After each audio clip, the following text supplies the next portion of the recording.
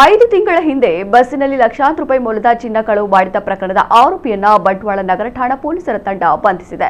ಕಳೆದ ವರ್ಷ ಅಂದರೆ 2025ರ ನವೆಂಬರ್ ತಿಂಗಳ 19 ತಾರೀಕಿನಂದು ಬಂಟ್ವಾಳ ತಾಲೂಕಿನ ಕಲ್ಲಡ್ಕ ಸಮೀಪದ ಕುದ್ರೆಬೆಟ್ಟು ಸಮುದ್ರ ಹೋಟೆಲ್ ಸಮೀಪ ನಿಲ್ಲಿಸಿದ್ದ ದುರ್ಗಾಂಬ ಬಸ್ನಲ್ಲಿ ಬ್ಯಾಗ್ನಲ್ಲಿ ಇರಿಸಿದ ಬ್ರಹ್ಮಾವರ ಮೂಲದ ದಂಪತಿಯ 20 ಲಕ್ಷ ಮೌಲ್ಯದ 180 ಗ್ರಾಂ ಚಿನ್ನಾಭರಣ ಕಳವು ಮಾಡಲಾಗಿತ್ತು.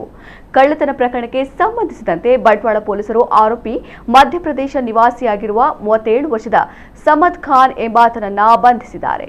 ಪೊಲೀಸ್ ವರಿಷ್ಠಾಧಿಕಾರಿ ಡಾಕ್ಟರ್ ಅರುಣ್ ಕೆ, ಹೆಚ್ಚುವರಿ ಪೊಲೀಸ್ ಅಧೀಕ್ಷಕ ಅನಿಲ್ ಕುಮಾರ್ ಭೂಮರೆಡ್ಡಿ ಅವರ ಮಾರ್ಗದರ್ಶನದಲ್ಲಿ ಕಾರ್ಯಾಚರಣೆ ನಡೆಸಿ ಆರೋಪಿಯನ್ನ ಬಂಧಿಸಲಾಗಿದೆ.